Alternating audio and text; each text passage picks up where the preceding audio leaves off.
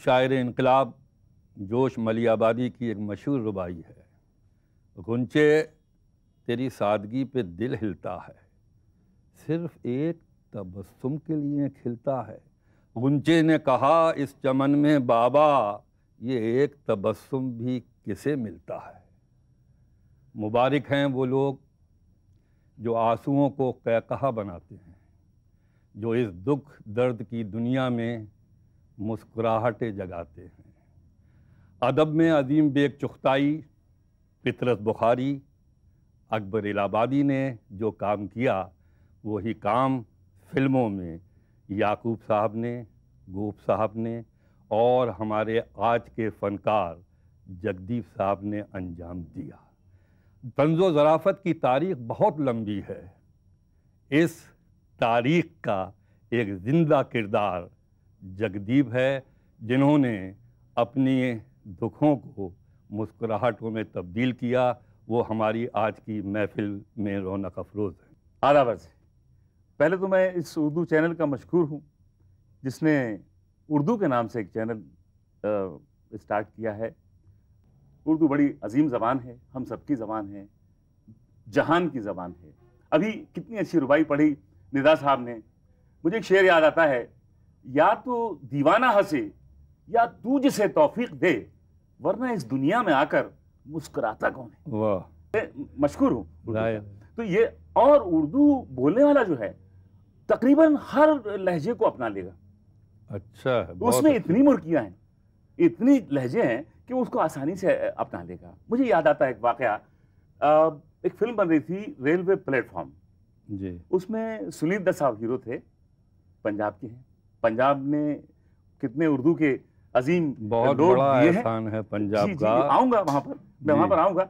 तो एक फिल्म बन रही थी रेलवे प्लेटफॉर्म, तो रमेश साइकिल साहब उसके डायरेक्टर थे। उर्दू के बड़े मद्दाह, शहीद बनाई थी दिलीप साहब के साथ वगैरह वगैरह। तो उसमें मैं काम कर रहा था गेस्ट आर्टिस्ट में, एक पॉकेट मार का रोल पॉकेट मार। तो उन्होंने कहा कि इनसे मिलिए जी, ये हमारी फिल्म के हीरो हैं। मैंने देखा सुनील दत्त साहब को, तो मैं हैरान हो गया कि आप इस फिल्म में। हाँ, कहने मैंने वो छोड़ दिया रेडियो सिलोन। हुआ यूं था कि एक फिल्म बनी थी 2 बीघा जमीन। अच्छा। तो उसका प्रीमियर हुआ था मेट्रो सिनेमा में। तो वहां पर वो सबका इंटरव्यू ले रहे थे कि फिल्म कैसी है, फिल्म कैसी है। उसमें मैंने रोल किया था लल्लू उस्ताद का। तो उन्होंने कहा कि सिलोन पर बच्चे का इंटरव्यू अभी तक नहीं आया, मैं तुम्हारा लूंगा इंटरव्यू। तो मेरी खोली पर माहिम आए थे, बड़े खिदमतगार थे, वो अब भी हैं। तो कहने वो इंटरव्यू लेना है, वहाँ आ जाना सिनेमा, रियल सिनेमा पे। मैंने कहा जरूर हाजिर हो जाऊंगा। मगर वो इंटरव्यू नहीं हुआ। अचानक वो दिखे मुझे हीरो के रूप में। मैंने कहा आप फिल्म में? कहा मैं फिल्म में काम कर रहा हूँ, इसमें रेलवे प्लेटफॉर्म में। तो उन्होंने कहा रमेश साइकिल ने, देखो तुम इनसे उर्दू बोलना सीखो। बड़ी शर्माई मुझे कि यार इतने अच्छे इंसान है ये, मुझसे काफ़ी उम्र बड़े और बड़े अदब वाले आदमी हैं, और मैं उससे उर्दू कहना वो डायलॉग इनसे सीखो। मैंने कहा मैं माजरत चाहता हूँ। नहीं नहीं नहीं, उनका ठीक है, आप मुझे बेटा बताओ।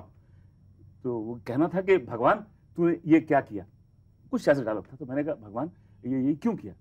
कहने भगवान कैसे कह रहे हो? मैंने कहा भगवान। तो उन्होंने कहा भगवान। तो पंजाबी एक लहजा होता है, लहजे की बात कर रहा था। मैं माजरत चाहता हूँ उनसे। तो मैं बहुत देर तक उनसे कहता भगवान। यार बड़ी आसानी से तुम कहते हो भगवान। मैं कहा क्या करूं? तो ये एक वाकया मुझे याद आ गया था। तो मैंने कहा तो ये सफर चलते चलते एक मकाम पर ऐसे पहुंचा कि किस्मत का खेल बनी फिल्म, और फिर एक फिल्म बनी मदर इंडिया। यादें अब चल रहा, यादों का एक सिलसिला चल रहा है, तो सुना रहा हूँ। तो महबूब साहब ने बनाई, गुजराती थे वो, लेकिन अदब के दिल दादा शौकीन, 4 राइटर उनके, वजाहत मिर्जा और अली रजा और कौन से आह साहब। तो वो एक महफिल बना के बैठा करते थे कि ये काम इनका है, लेकिन टेक्निक उनकी हुआ करती थी। तो उनके साथ मुझे काम करने का मौका मिला एक फिल्म में जिसका नाम था डंका जी। वो निम्मी साहिबा बना रही थी, मगर कुछ फाइनेंशियल प्रॉब्लम आ गए, तो महबूब साहब ने कहा मैं इसको कंप्लीट कर दूंगा। इस बहाने उनके साथ काम करने का मौका मिला। तो साहब वो 50 रुपये रोज पर मैं काम कर रहा था, बच्चा था, कुछ 12 साल की उम्र थी, 11 साल की। तो जब शूटिंग खत्म हुई तो वहाँ के चिमन खान जो थे उन्होंने कहा कि 25 रुपये आपको देंगे। मैंने कहा ये क्या है? मेरे लिए 25 रुपये बहुत थे। मैंने कहा नहीं मुझे 25 रुपये नहीं, 50 ही दीजिए। कुछ ऐसी चल रही थी बहस। तो महबूब साहब गुजरे वहाँ से, उन्होंने कहा भेजो इस बच्चे को। आवाज़ बड़ी दबंग थी उनकी। तो मैं उनके ऑफिस में गया, एक टेबल बड़ा सा और बड़े दबंग आदमी बैठे हुए। मैं पहुंचा वहाँ पर, क्या चल रहा था? मैंने कहा साहब वो मुझे 25 रुपये दे रहे थे। देखो जो चिल्लाता झगड़ा करता है फिर हम उसको अपनी फिल्म में नहीं लेते हैं। तो एकदम से मेरे दिल धक से रह गया और मेरी आंखों में आंसू से आ गया और मैंने कहा महबूब साहब आप अपनी फिल्म के पहले में ये कहलवाते हैं एक शेर, मुद्दई लाख बुरा चाहे तो क्या होता है, वही होता है जो मंजूर खुदा होता है। अगर आप काम नहीं देंगे तो क्या मुझे काम नहीं मिलेगा? बहुत मेरी आंखों से आंसू निकलने लगे और पत्ते की तरह वो कांपने लगे। अरे मेरे बाबा, ए भाई, ए बाबा, ए चिमन कांत, इसका 50 रुपया दे और तू मेरे हर पिक्चर में काम करेगा। ये ऐसे खुदा से खौफ करने वाले लोग थे जो आज जाने जाते हैं। वो है कि किसी का मशहूर शेर है कि मुस्कुराने की बात करते हो, किस ज़माने की बात करते हो। आपने अपनी फ़नकारी के ज़रिए से किस ज़माने को आज का ज़माना बनाया है और फिल्मों में अपने अदाकारी की इनफरादियत का जादू जगाया है। ये शेर व शायरी की आप बात कर रहे थे, उससे कितना फ़र्क पड़ता है आर्टिस्ट के फिल्मदी डायलॉग पर क्या असर पड़ता है। मैं मिसाल दूं, उसी 2 बीघा ज़मीन में मैं बूट पॉलिश कर रहा हूँ कलकत्ते की सड़क के ऊपर। अब वहाँ पर कुछ सीन थोड़ा डल हो रहा था, एक गैप आ रहा था। तो मैंने कहा दादा इसमें एक गाना गा दूँ। कहने क्या गाना गाओगे बेटा? कोई फिल्मी गाना नहीं चाहिए। मैंने कहा फिल्मी तर्ज पर है। और रतन की एक धुन थी, के जिया भरमाए के चले नहीं जाना, ये गाना था। अच्छा। मैंने कहा मैं यूं कहता हूँ, कलकत्ते में आए के पॉलिश ना कराए के चले नहीं जाना, ओ बाबूजी चले नहीं जाना। ओए ओए ओए ओह, इतना खुश हुए, चूम लिया उन्होंने। मुझे याद आया कि मैंने उन शायरों को पढ़ा था। तुम ये कर सका वरना कैसे करता। बहुत बहुत शुक्रिया जगदीप जी, आप तशरीफ लाए, आपने जहमत फरमाई।